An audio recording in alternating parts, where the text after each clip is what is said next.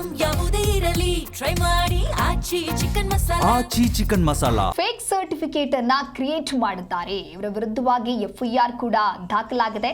ಸದ್ಯ ಈ ವ್ಯಕ್ತಿಯನ್ನ ಅಮಾನತು ಮಾಡಲಾಗಿದೆ. ಮರಣ ಪತ್ರವನ್ನ ಫೇಕ್ ಆಗಿ ಕ್ರಿಯೇಟ್ ಮಾಡಿದ್ದಾರೆ.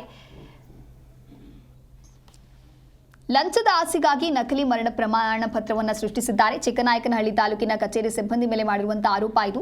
ತಾಲೂಕು ಕಚೇರಿ ನೌಕರನ ವಿರುದ್ಧವಾಗಿ ಎಫ್ಐಆರ್ ದಾಖಲಾಗಿದೆ. ಭಾರತೀಯ ದಂಡ ಸಂಹಿತೆ ಅಡಿ ಕ್ರಿಮಿನಲ್ ಕೇಸ್ ದಾಖಲಾಗಿದೆ. ಕಂದಾಯ ಇಲಾಖೆ ಡಿ ದರ್ಜೆ ನೌಕರ ಶಿವಕುಮಾರರನ್ನ ಅಮಾನತು ಮಾಡಲಾಗಿದೆ. ಉನ್ನತ ಅಧಿಕಾರಿಗಳ ಸಹಿಯನ್ನ ಇವರು ಫೋರ್ಜರಿ ಮಾಡಿದ್ದಾರೆ ಅಂತ ಹೇಳಿ ಚಿಕ್ಕನಾಯಕನಹಳ್ಳಿ ತಹಶೀಲ್ದಾರ್ ಮಮತಾ ಅವರಿಂದ ದೂರು ದಾಖಲಾಗಿದೆ. ದೂರು ಆಧರಿಸಿ ತುಮಕೂರು ಜಿಲ್ಲಾಧಿಕಾರಿಯಿಂದ ಆರೋಪಿ ಅಮಾನತು ಆಗಿದೆ. ಈ ಮೊದಲು ಲಂಚಮುಕ್ತ ವೇದಿಕೆ ಈ ನೌಕರನ ವಿರುದ್ಧ ಧ್ವನಿ ಎತ್ತಿತ್ತು. ಆದರೆ ಆಗ ಯಾವ ಅಧಿಕಾರಿಗಳು ಕೂಡ ಮುಂದೆ ಬರೋದಿಲ್ಲ. ಹಾಗಾಗಿ ಯಾವುದೇ ರೀತಿಯಾದಂತಹ ಕ್ರಮವನ್ನು ತೆಗೆದುಕೊಳ್ಳುವುದಿಲ್ಲ. ಈಗ ಚಿಕ್ಕನಾಯಕನಹಳ್ಳಿ ಪೊಲೀಸ್ ಠಾಣೆಯಲ್ಲಿ ಒಂದು ಪ್ರಕರಣ ದಾಖಲಾಗಿದೆ.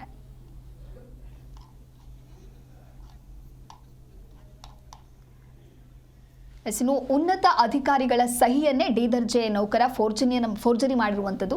ಹಾಗಾಗಿ ಕಂದಾಯ ಇಲಾಖೆ ಡಿ ದರ್ಜೆ ನೌಕರ ಶಿವಕುಮಾರ್ ಏನಿದ್ದಾರೆ ಆತನ ಅಮಾನತಾಗಿದೆ. ನೀವೇನು ಫೋಟೋದಲ್ಲಿ ಗಮನಿಸ್ತಾ ಇದ್ದೀರಾ, ಆ ವ್ಯಕ್ತಿ ಭಾರತೀಯ ದಂಡ ಸಂಹಿತೆ ಅಡಿ ಕ್ರಿಮಿನಲ್ ಕೇಸ್ ಕೂಡ ದಾಖಲಾಗಿರುತ್ತೆ. ಈ ಹಿಂದೆಯೂ ಕೂಡ ಈ ವ್ಯಕ್ತಿಯಿಂದ ಈ ರೀತಿಯಾದಂತಹ ಘಟನೆಗಳಾಗ್ತಾ ಇದೆ. ಅಂದರೆ ಲಂಚವನ್ನು ಪಡೆದುಕೊಳ್ತಾ ಇದ್ದಾರೆ ಅನ್ನುವಂಥ ಸಾಕಷ್ಟು ಆರೋಪವನ್ನು ಮಾಡಲಾಗಿತ್ತು. ಆದರೆ ಈತನ ವಿರುದ್ಧ ಯಾವುದೇ ರೀತಿಯಾದಂಥ ಕ್ರಮ ಆಗಿರೋದಿಲ್ಲ. ಚಿಕ್ಕನಾಯಕನಹಳ್ಳಿಗೆ ಹೊಸದಾಗಿ ತಹಶೀಲ್ದಾರ್ ಮಮತಾ ಅನ್ನೋರು ಅಪಾಯಿಂಟ್ ಆಗ್ತಾರೆ. ಅವರು ಬಂದ ನಂತರದಲ್ಲಿ ಈತ ಮಾಡುವಂತ ಕೆಲಸವನ್ನ ಬಹಳ ಸೂಕ್ಷ್ಮವಾಗಿ ಅವರು ಗಮನ ಹರಿಸ್ತಾರೆ. ನಂತರದಲ್ಲಿ ಆತ ಲಂಚದ ಆಸೆಗಾಗಿ ಈ ರೀತಿಯಾದಂತಹ ಕೃತ್ಯವನ್ನ ಮಾಡ್ತಾ ಇದ್ದಾನೆ, ಫೇಕ್ ಆಗಿ ಕೆಲವೊಂದಿಷ್ಟು ಸರ್ಟಿಫಿಕೇಟ್ಗಳನ್ನ ಕ್ರಿಯೇಟ್ ಮಾಡ್ತಾ ಇದ್ದಾನೆ ಅನ್ನೋದು ಅವರ ಗಮನಕ್ಕೆ ಬರುತ್ತೆ. ಅದಾದ ನಂತರದಲ್ಲಿ ಇವರು ಆರೋಪವನ್ನ ಮಾಡಿ ದೂರು ದಾಖಲು ಮಾಡ್ತಾರೆ. ನಂತರ ಎಫ್ಐಆರ್ ದಾಖಲಾಗುತ್ತೆ. ಈಗ ಅಮಾನತು ಮಾಡಲಾಗಿದೆ.